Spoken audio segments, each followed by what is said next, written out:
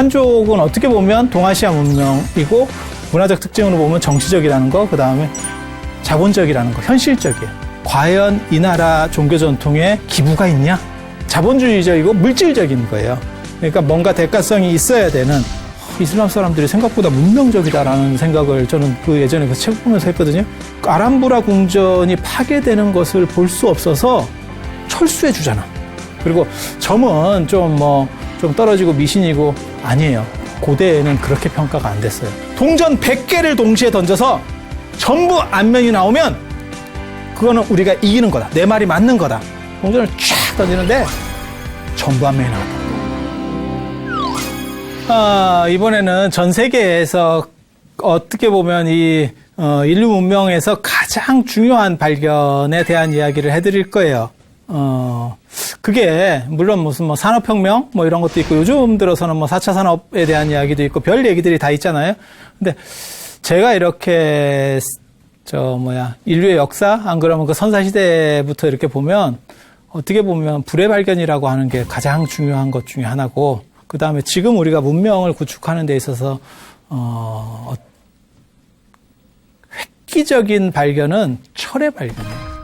철의 발견. 그리고 그 철이라고 하는 거는 진짜 희한한 금속입니다. 왜 지구에는 흙이 많고 그 다음에 금은 적을까? 금이 귀하잖아요. 금은 상당히 미스테리한 금속이에요. 그리고 사실은 원래는 그 주술적인 금속이에요. 주술적인 금속. 그래서 금이라고 하는 거는 쓸모가 별로 없습니다. 장신구 외에는 별로 쓸모가 없어요. 그런데 화폐의 가치를 가지고 있죠. 지금 전 세계적으로 달러 어쩌고저쩌고 얘기를 하지만 실제로는 금본위제입니다. 금본위제. 그래서 달러를 찍어내서 힘이 있는 게 아니고 그만큼의 국가적으로 금을 어느 정도 이상은 가지고 있어야 그게 안정자산인 거죠. 그렇지 않아요? 네, 그렇게 되는 거예요. 그래서 청나라 때까지만 해도 은본위제였고, 그래서 은이라고 하는 게 이제 매매의 기본 수단이었고, 지금은 금본위제죠. 금본위제.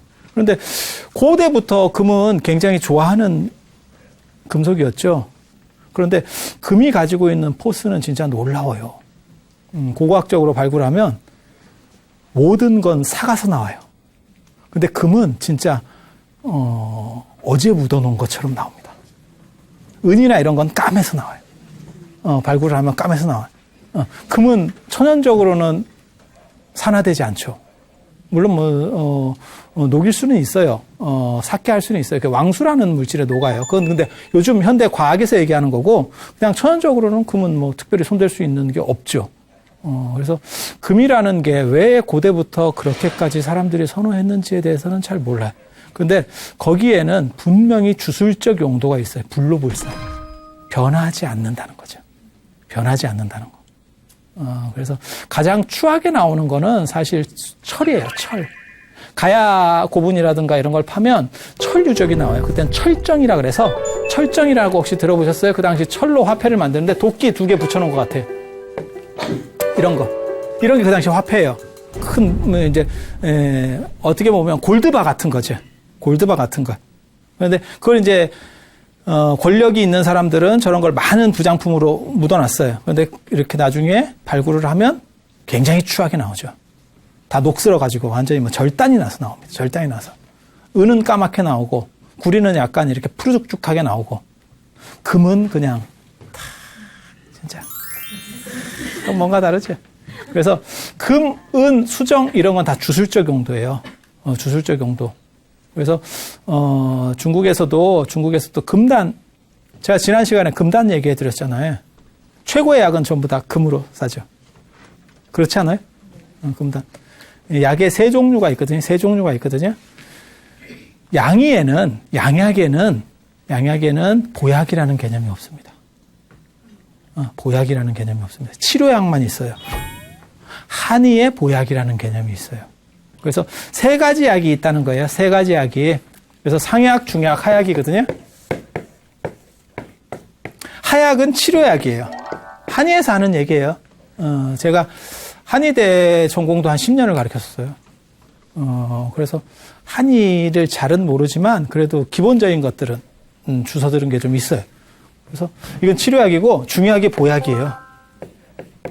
보약. 여러분 보약 드셔보셨어요? 요즘은 보약을 잘 안 먹습니다. 이유가 뭐냐면 살쪄요. 보약이 살하고 관련이 되기 때문에 잘 안 먹어요. 잘 안 먹어요. 근데 보약이라는 개념을 아실 거고, 상약은 무슨 약이냐면 신성이 되는 약이에요. 신성이 되는 약. 불로불사. 그래서 신성이 되는 약은, 저런 최고약은 금단이라 그래요. 금단. 금단. 그리고 실제로 금을 먹고, 이게 포박자에 나오는 얘기예요. 포박자 4편에 상약, 중약, 하약 이런 개념들이 다 포박자에 나오는 얘기예요. 금단을 먹으면 신성이 되는 거죠. 그리고 그런 식의 완전 금단은 구할 수가 없으니까 최고약은 금을 밖에 싸서 금단처럼 만드는 거예요. 그래서 비싼 약들은 전부 뭐 공진단, 뭐 우황청심환 전부 밖에, 그죠? 이렇게 껍질로 쌓여 있는 거죠. 그리고 진짜 신선되는 약은 인공적으로 금단, 저렇게 금을 만들어서 그걸 복용을 하면 된다는 거예요. 그리고 진짜 금도 가능하대요. 단지 그냥 먹으면 이제 배설이 되기 때문에 먹고 나서 그게 몸속에서 녹을 때까지 한 몇백 일이고 굶어야 된대. 그러다 죽어. 그러다 죽어. 그래서 이 금이라고 하는 게 주술적 용도라는 걸 생각을 해두세요. 이건 주술적 용도에 의해서 어떠한 절대적인 가치, 이런 변하지 않는 가치라고 하는 걸 가지게 되는 거지, 실제로 실생활에서 쓰이는 건 있잖아요. 쇠가 훨씬 좋습니다. 쇠가 훨씬 좋습니다. 쇠가 없었으면 아마 우리 지금 인류의 문명 자체가 만들어지지 못했을 거예요. 물론 기본적인 건 됐겠지. 뭐 흙으로 뭐 벽돌 쌓고 이런 거는 됐겠지. 하지만 지금 같은 건축물이라든가 이런 것들을 쇠가 없이 가능할까요? 금 갖고는 택도 없죠. 큰 건물을 어떻게. 쇠라고 하는 거는 진짜 대단한 금속이에요. 그래서 고대에 금과 은이 귀금속이 되는 이유는, 이거는 다 어떻게 보면 영원 불결이라고 하는 걸 상징해요.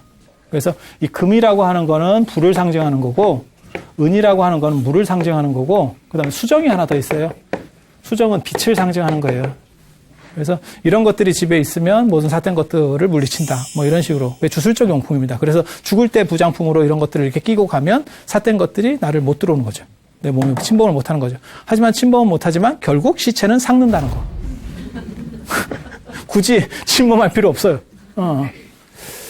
그래서 이런 주술적인 용도인데, 이 금이 지구에 적다고 생각하지 마세요. 지구에도 충분한 금이 있습니다. 어디 있을까요?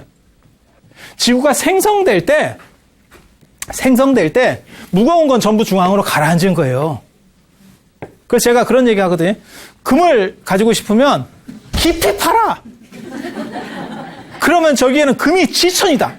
여기에 어떤 인류가 존재한다면 여기는 금은 별 볼 없고 흙 같은 게 굉장히 귀한 거예요. 흙은 가벼우니까 지금 밖에 있는 거고, 금이나 이런 중금속들은 전부 안쪽에 모여 있는 거예요, 핵에. 근데 금만 무거우냐? 물론 금보다는 가볍지만 철도 무겁지 않아요? 철은 왜 지표면에 이렇게 많은 걸까요? 많으니까 철값이 싸겠죠. 만약에 금하고 쇠하고 같은 양이 지표에 존재한다면 제가 보기에는 쇠가 더 비쌉니다. 그렇게 돼야 됩니다. 왜냐하면 이거는 유용성이 있는 거고, 금은 장식성만 있는 거예요. 장식성은 배고프면 안 해도 돼. 근데 유용성이라고 하는 거는 배가 고파도 써야 되는 거예요. 그러니까 금값이 쇠값보다 훨씬 비싼 이유는 쇠가 많기 때문에 그렇거든요. 근데 무거운데 왜 얘는 이렇게 많을까? 안 가라앉았을까? 얘는 도대체 뭐야? 정체가 뭐야? 쇠는 녹슬면 가벼워져요. 녹슬면 가벼워져. 여러분이 지금 여기에도 그 쇠를 가지고 계신 분이 있을 수도 있어요. 핫팩이요. 핫팩이 쇠예요. 그 안에 들어가는 게 철가루예요. 그래서 그 철가루가 산화되면서 열을 밖으로 방출하는 거예요. 그게 핫팩의 원리예요. 그래서 뜯어보면, 나중에 사용하고 뜯어보면 까맣게 된 거죠. 까맣게 나오는 거예요. 그래서 그게 산화작용을 일으키는 거예요. 그래서 산화되면 쇠는 가볍게 돼요. 그래서 흙 속에 많이 섞여 있는 거예요. 그래서 쇠를 우리가 철기 문명을 이룬다고 하는 게 뭐냐면, 진짜 철광석을 했다라고 하는 의미도 있지만, 나중에 이게 발전하게 되면 뭐냐면, 산화된 철을 환원시켜서 단단한 쇠로 만드는 기술이에요. 이러니까 이제 밖에 있는 녹슨 것들을 전부 뒤집어가지고 쇠로 쓰니까 지금같이 우리가 이렇게 쇠를 많이 쓰는 문명을 만들어내는 거예요. 그래서 이 철기라고 하는 거는 굉장히 중요합니다. 인류에 있어서 철의 발견. 기록에 의하면 히타이트인들이 3,500년 전에, 지금부터 히타이트인들이 3,500년 전에 쇠를 발견했대요. 철을 발견했대요. 발견하면 무슨 일이 일어날까요? 남들은 지금 청동기 사회야. 우리가 처음으로 철을 발견했어. 철을 녹여서만. 뭘 만들 것 같아요, 여러분들? 무기, 농기구. 이게 둘 다 중요하죠. 농사라고 하는 부분에 있어서 뭔가 소득을 이렇게 좀 더 많이 내야 되는 부분 한 가지. 그 다음에 아무리 소득이 많으면 뭐예요? 예전에 그 걸프전 이런 거 봐보세요. 쿠웨이트 뭐 잘 살아도 뭐예요? 옆에 나라에서 치고 들어오면 끝나죠. 스위스도 그런 거 아니에요. 스위스도 뭐 중립국 어쩌고 하다가 2차 대전 때 독일이 그쪽으로 해서 막바로 치고 들어가니까 경기 끝. 그래서 군대는 가지고 있어도 중립국이다. 이제 이런 식으로다가 상황들이 바뀌게 되는 거거든요. 그러니까 군대를 아예 없애버리면 언제 한 방에 훅 될지 모르는 거예요. 지금도 마찬가지죠. 전 세계에서 미국이 큰 소리를 치는 이유 중에 하나가 강력한 군사력이죠. 강력한 군사력이죠. 그러니까 최후에는 여차하면 저렇게 되는 거예요. 상황이. 네, 상황이 저렇게 되는 거예요. 그래서 둘 중에 둘 다 중요한 거는 다 알겠고 둘 중에 하나만 선택하면 뭐가 더 중요할까요? 무기가 더 중요해요. 경제력이 좋아도 밀고 들어오면 끝나는 거예요. 그러니까 제일 먼저 바꿔야 될 거는 1순위는 무기예요. 그 다음에 두 번째 농기구. 청동기 사회에서 우리나라 청동기 유물의 가장 대표적인 게 비파형 청동검, 세형 청동검이라는 게 있어요. 이게 아마 중학교 국사책에 붙어 있을 거예요. 그림 잘 그려.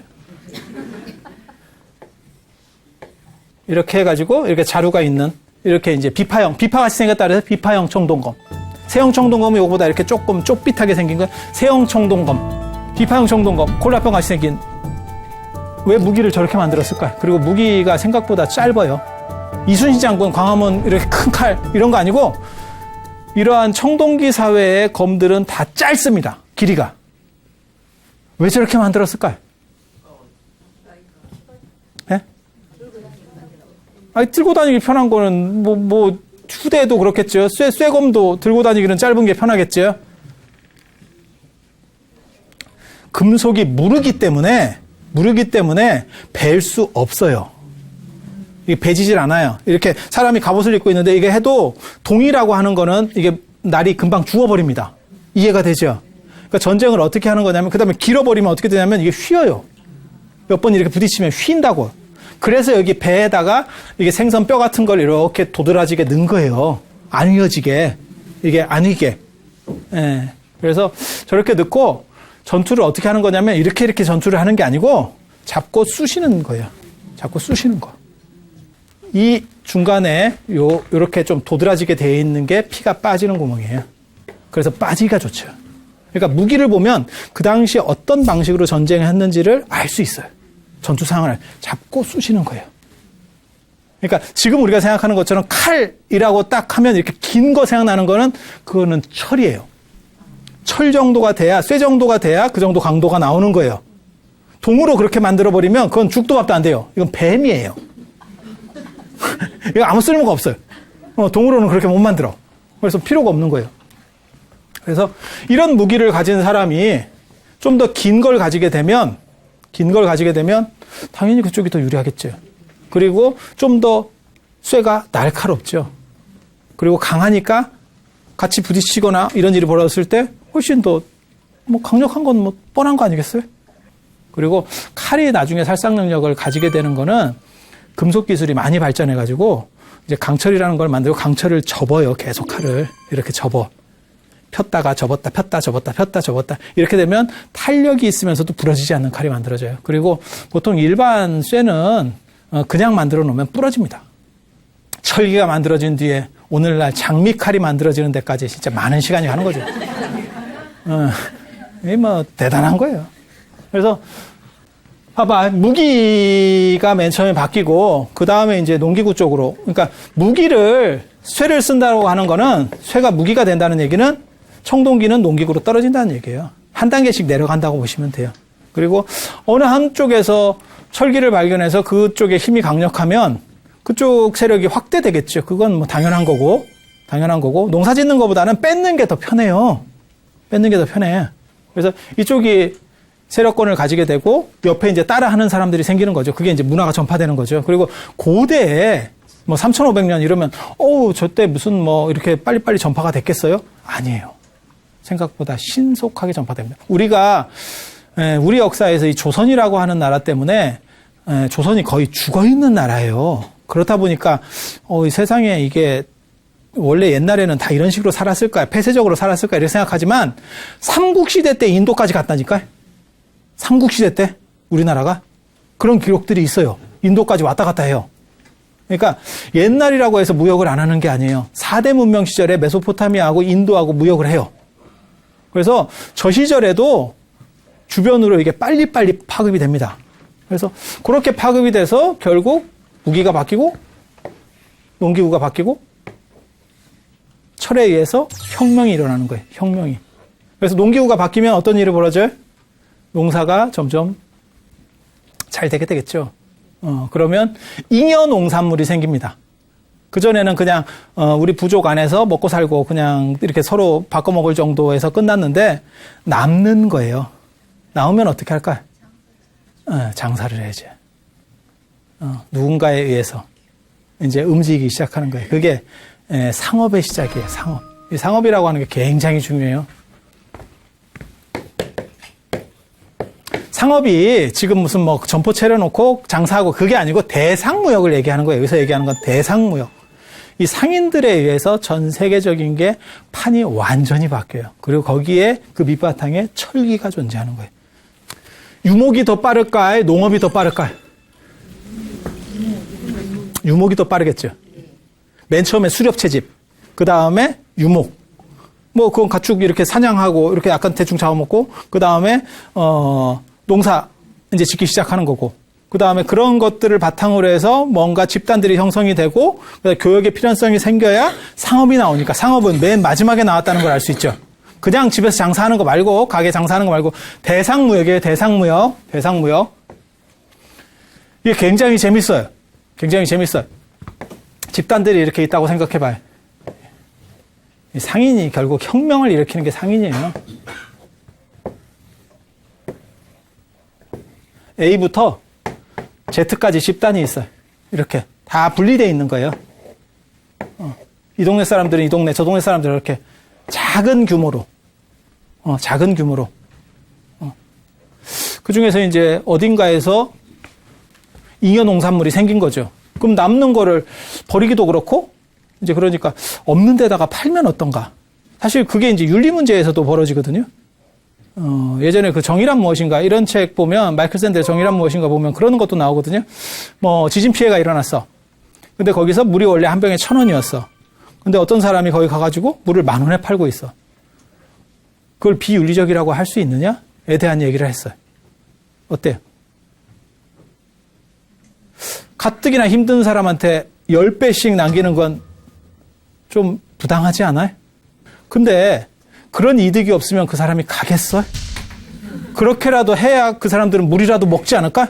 아무도 안 가버리면. 물론 국가에서 뭐 파견을 해서 가면 되는데 국가는 원래 좀 느립니다. 공공행정이라고 하는 건 원래 좀 늦어요. 민간보다 늦어요. 그럼 그 옆에서 이득이 되면 그 사람은 빨리 움직이겠죠. 그러면 한 명이라도 더 건질 수 있지 않아요? 그 사람이 그런 식으로 이윤을 창출하는 걸 정당하다고 볼 수 있을까? 안 그러면 부당하다고 볼 수 있을까? 어때? 1,000원짜리를 10,000원 받아. 내가 이게 힘들게 왔기 때문에. 자, 어때? 그걸 욕 안 먹는 상황하고 이윤 추구하고 적절점을 했을 때 그 사람이 가장 욕 안 먹으면서 돈 벌어. 그걸 심리적 저항선을 넘어가면 욕 마일리지가 계속 빨리 쌓여.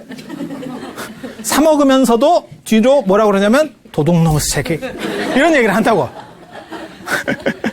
그래서 그게 뭐냐면 합리성. 합리적 이윤 추구라고 하는 거예요. 합리적 이윤 추구. 자, 봐봐. 되게 재밌어. 그래서 잉여 농산물이 남으니까 이걸 가지고 누군가 돈을 벌기 위해서 옆으로 가는 사람들이 생기는 거예요. 어디로 가면 제일 돈을 많이 벌을까? 뭐 쌀 농사를 질 때는 아니지만 그냥 쌀이라고 생각해봐. 네, 자, 어디로 가면 돈을 제일 많이 벌까? 그치요? 기근이 든 데로 가야지. 내가 여기서 100원에 한 가마에 100원이었는데 뭐 한 10만 원이라고 칩시다. 한 가마에 80kg짜리 10만 원이야. 근데 내가 그걸 쇠가 빠지게 치고 저 집에 갔는데 저 동네에 가니까 여기 8만 원이야. 그러면 여기가 아닌갑다. 이게 무슨 개고생해. 이렇게 되지 않을까요? 그럼 뭐예요? 정보가 있어야지. 정보와 합리적 판단, 그리고 그것을 바탕으로 한 예측이라는 게 있어야 돼요. 이게 뭐냐면 인간의 지능이 발전하고 있는 거예요. 그걸 지금 얘기하고 있는 거예요. 그게 아닌 사람은 그런 걸 잘 못하고 그냥 반복적으로 옛날에 저쪽 갔으니까 뭐 저기는 쌀값이 20만 원이던데 그 다음 해에도 가면 상황이 바뀌죠. 계속 그렇게 안 되겠어요? 그렇게 가는 거예요. 그래서 상인들이 어디로 갈 것이냐를 판단하는 것들, 이런 것들이 다 합리성이에요. 인간의 이성주의적. 이 상인이 진짜 우리 길 몰랐을 때 예전에 그거 했잖아요. 이렇게 침 뱉어서 이렇게 치고. 이런 걸 왜 했는지 나 잘 이해를 못 하겠는데. 이게 도대체 뭐 하는 거지? 근데 한 번 더 생각해 보세요. 이렇게 랜덤이라든가 안 그러면 신에게 기도를 하는 거야. 내가 신을 믿어. 신에게 기도를 해서 어느 쪽으로 할까? 신탁을 받는 거야. 그렇게 신탁을 받아서 가면 대박이 날까요?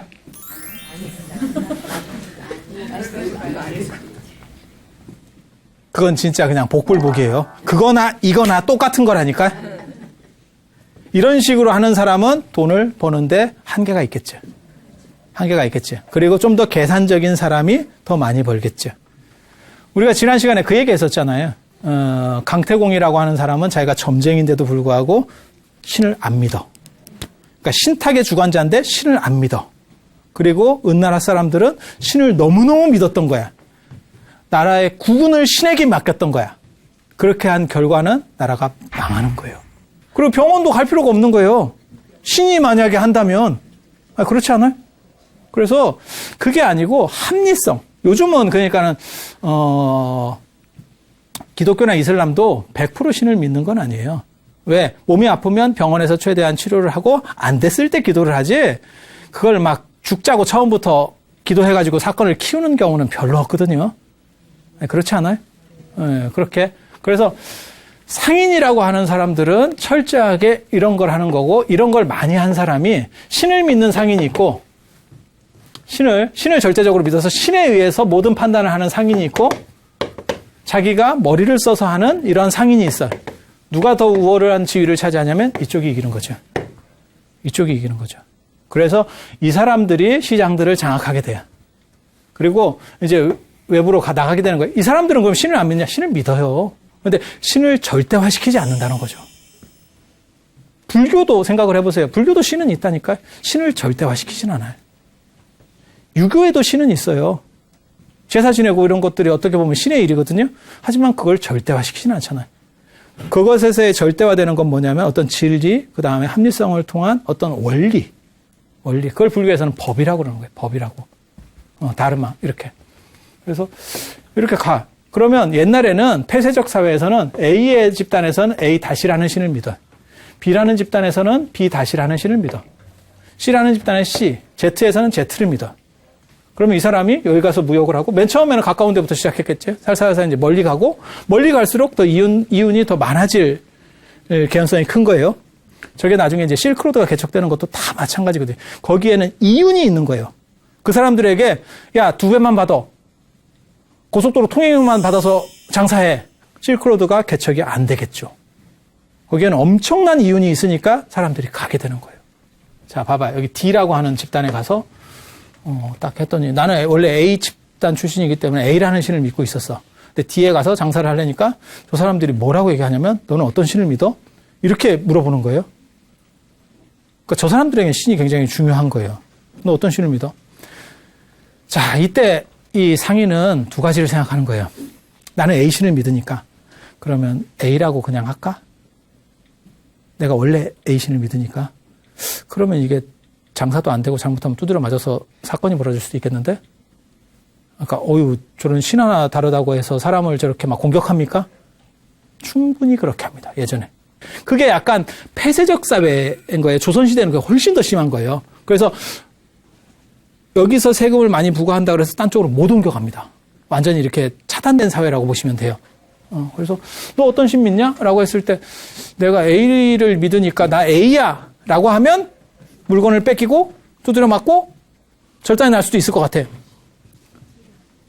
그러니까 뭐라고 생각을 하냐면 머릿속에 여러분도 갈등을 해보세요. 똑같이.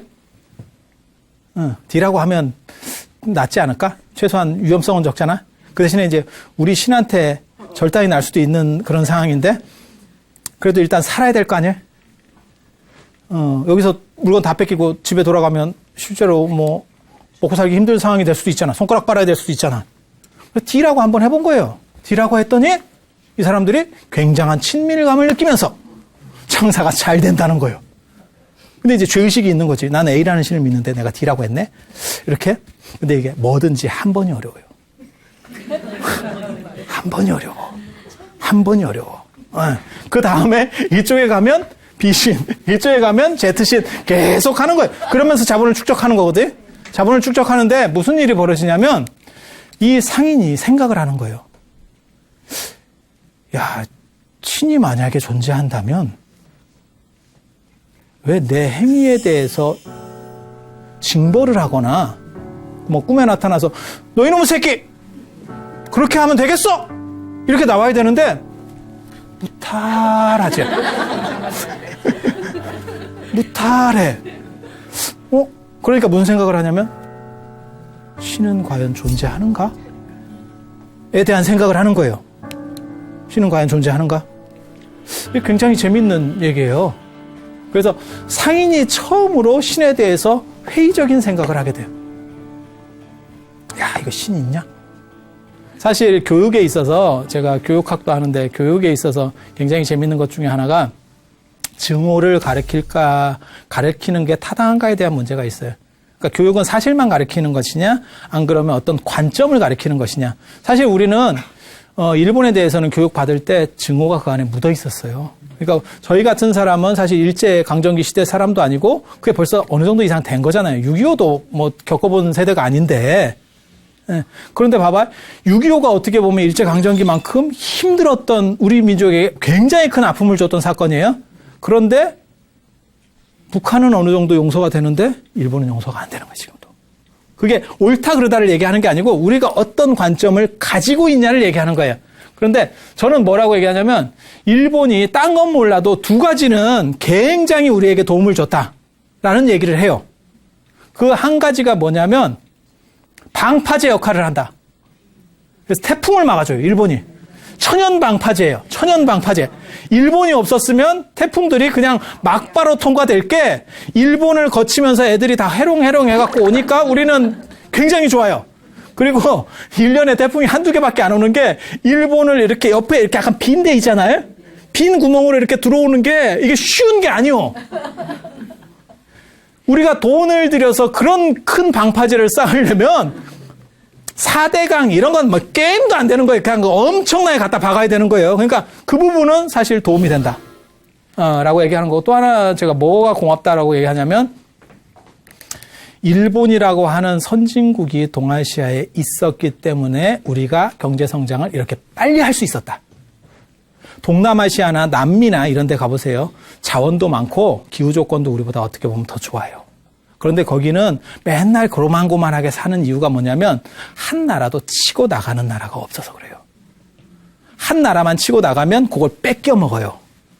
뺏겨 먹어요. 우리 그런 거 있었잖아요. 지금은 역전됐지만 예전에는 삼성이 소니 걸 이렇게 카피해서 먹다가 지금은 이제 뒤집어져 버린 거죠. 삼성이 소니를 인수할 수 있을 정도까지 뭐 돼버렸으니까. 그래서 만약에 일본이 없었으면 동아시아 경제가 이렇게 빨리 발전할 수 있었겠느냐? 라는 부분에 있어서 고맙다고 생각을 하는 거예요. 여기도 마찬가지예요. 이게 지금 도시국가, 이제 점점 자본이 축적되면 도시국가가 성립되는 거거든요. 이쪽에 잘 나가는 상인이 한 명이 있어. 머리 좋은 이런 합리적인 상인이 한 명이 있어. 그러면 그 주변 상인들이 그 사람을 따라하기 시작합니다. 그 사람의 방식을 따라합니다. 자, 그래서 그런 얘기 있어요. 그런 얘기를 하거든요. 동네에 바둑 아세요? 바둑? 여러분 바둑 두십니까? 혹시? 두지는 않을 거예요. 여러 여자분들이니까. 여자가 제일 싫어하는 텔레비 프로에 두 가지가 있어요. 야구하고 바둑. 축구는 뛰어댕기기라도 하지. 야구는 서 있어. 바둑은 이게 뭔가 어떤 때는 한 10분 동안 아무것도 안 한다. 그 동네에서 바둑이나 뭐 장기, 옛날에 어른들은 이렇게 복덕방 이런 데서 많이 하셨잖아요. 지금은 하지도 않지만. 근데 거기에 그 동네에 10급 두는 사람이 제일 잘 두는 사람이면 동네 사람이 다 10급이에요. 근데 거기에 이사를 오는 거야. 1단이 이사를 오잖아요. 1년만 지나잖아요. 거기 바둑 두는 사람이 전부 1단이에요.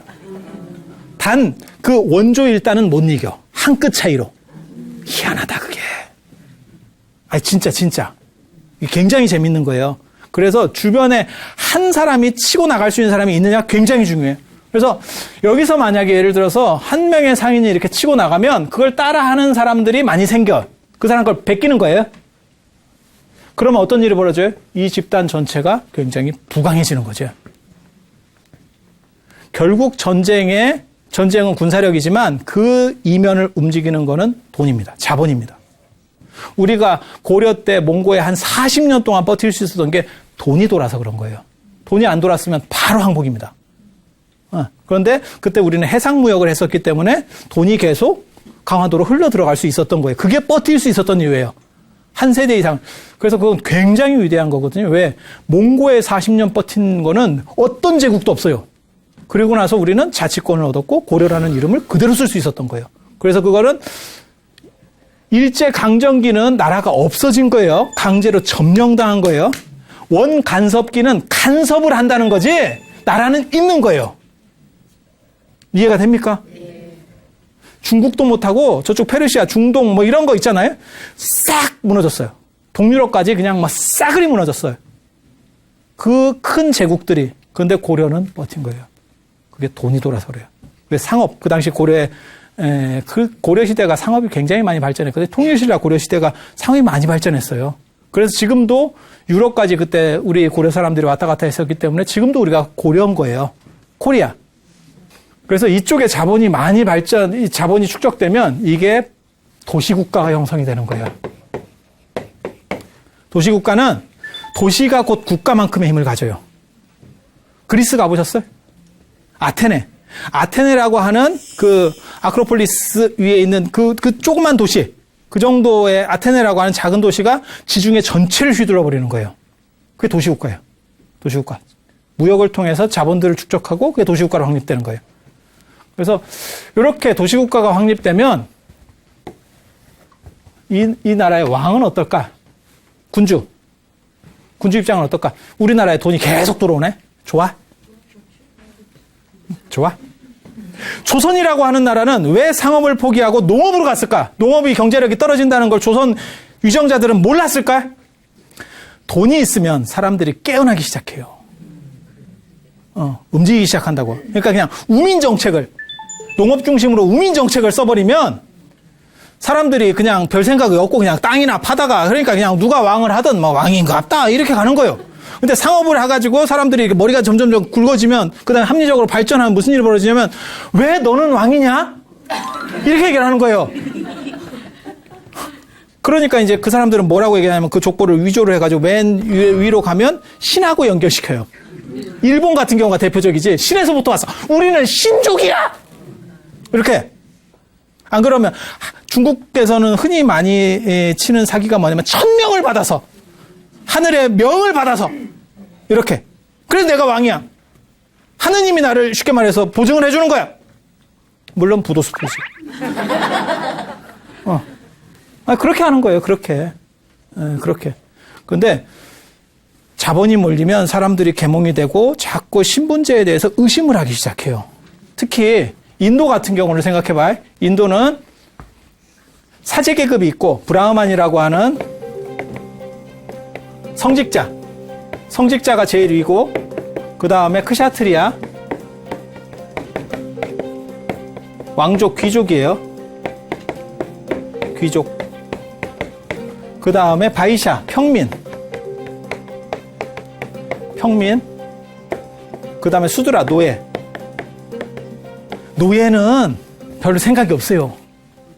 원래 다 마찬가지예요. 학교도 공부를 어느 정도 못하는 사람은 학교 시스템이 바뀌든 뭐 출제 경향이 바뀌든 별 영향이 없어요. 초월적이야. 그래서 평민 대표가 누구냐면 상인이에요. 돈 있는 사람. 원래는 이런 걸 수긍을 했는데 조금 이렇게 보니까 야, 나도 이거 귀족 될 수 있는 거 아니야? 우리 양반전 생각하면 돼요. 양반전 생각하면 조선 후기에 신분제가 무너지면서 내가 돈이 있는데 양반을 사버릴까? 이제 이런 식의 문제들이 벌어지는 거예요. 그게 왕한테까지 오게 되면 굉장히 심각해집니다. 그 다음에 왕은 대대로 왕이 된 사람들은 대부분 무능합니다.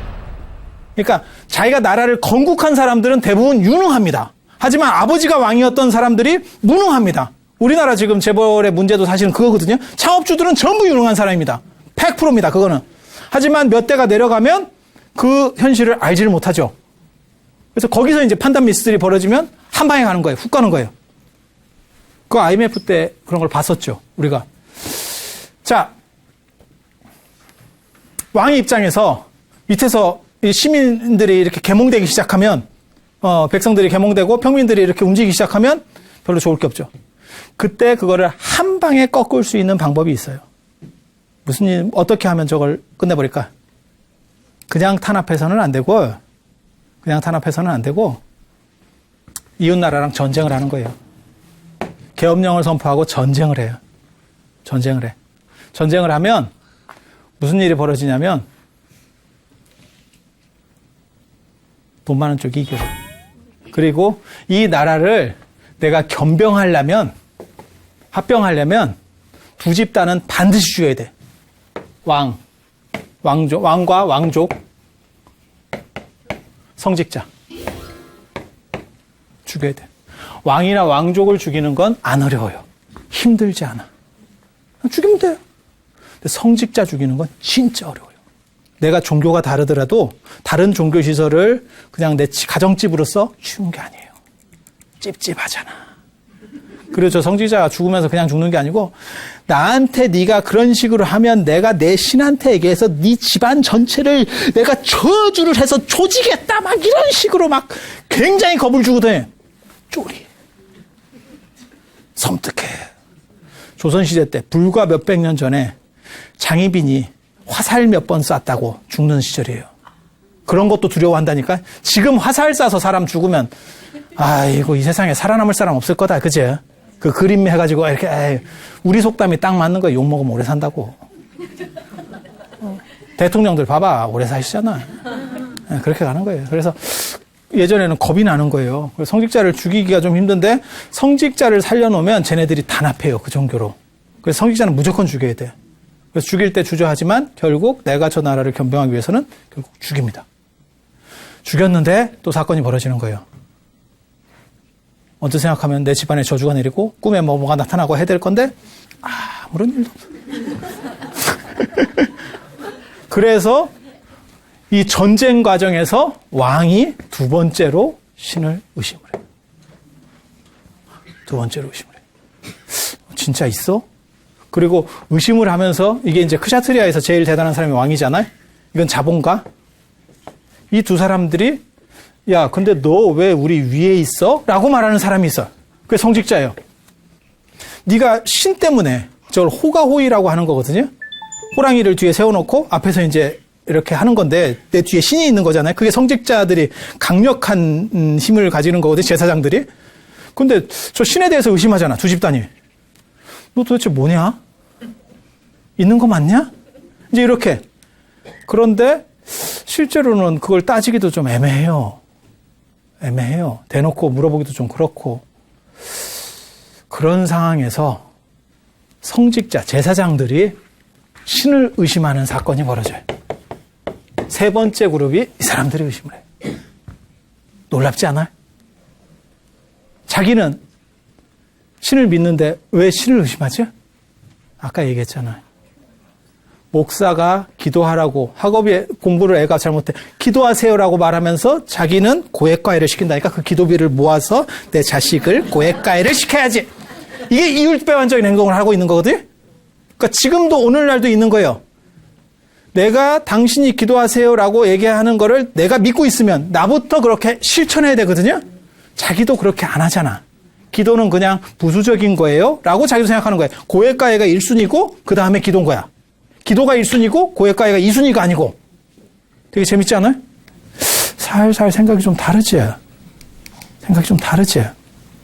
이 부분이 사실은 굉장히 재밌고 신기한 내용이 있어. 이렇게 얘기하는 이유가 뭘까?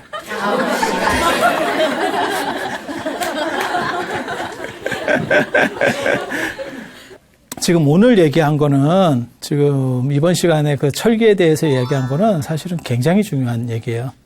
세상을 어떻게 바꾸는지에 대한 부분들, 그리고 저 상인들이 세상을 다니면서 어떻게 계몽시켰는지에 대한 것들, 그리고 다음 시간에는 무슨 이야기를 해드릴 거냐면 이 성직자들이 어떻게 신을 의심했는지, 그 다음에 이 성직자들이 신을 의심하면서도 그 자리를 지키려고 어떻게 했는지, 그리고 이 왕과 상인들은 어떻게 이들과 상대하려고 했는지. 사실은 이 성직자들과 상대하는 데 있어서 전문가 그룹을 따로 만듭니다. 전문가 그룹을 시대적으로 요청하는 거예요. 그게 누구냐면 이제 말 잘하는 본격적인 사람들. 그게 철학자, 신흥 종교가예요. 이걸 인도에서는 사문이라고 합니다. 사문. 그래서 그런 얘기들 언제? 여러분들이 원해서 다음 시간에 하는 거예요. 저는 지금 해드리고 싶은데 어쩔 수가 없네요. 그러면 오늘 이상 마치고 다음 시간에 또 뵐 수 있도록 그렇게 하겠습니다. 자, 고맙습니다.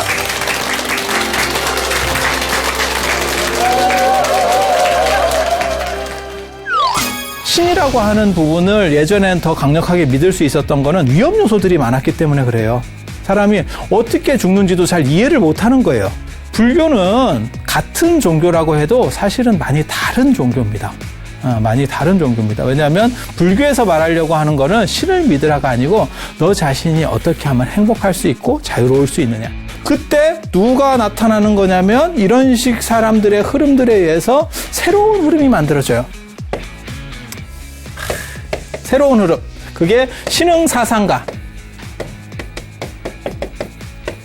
신흥종교가라고 하는 사람이에요. 신 이런 거 다 웃기지 말라고 해. 라고 말하는 게 철학의 시대, 종교의 시대, 새로운 종교의 시대. 그게 축의 시대예요. 그래서 그런 이야기들을 해드릴 겁니다.